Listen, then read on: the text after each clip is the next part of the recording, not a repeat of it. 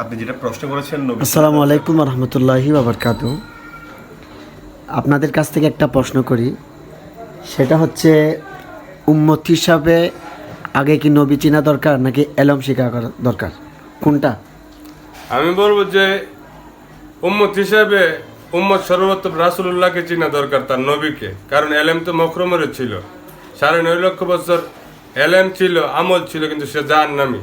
কেন? নবীকে না চেনার জন্য। আমি বলবো উম্মত হিসাবে আগে নবীকে চেনা জরুরি।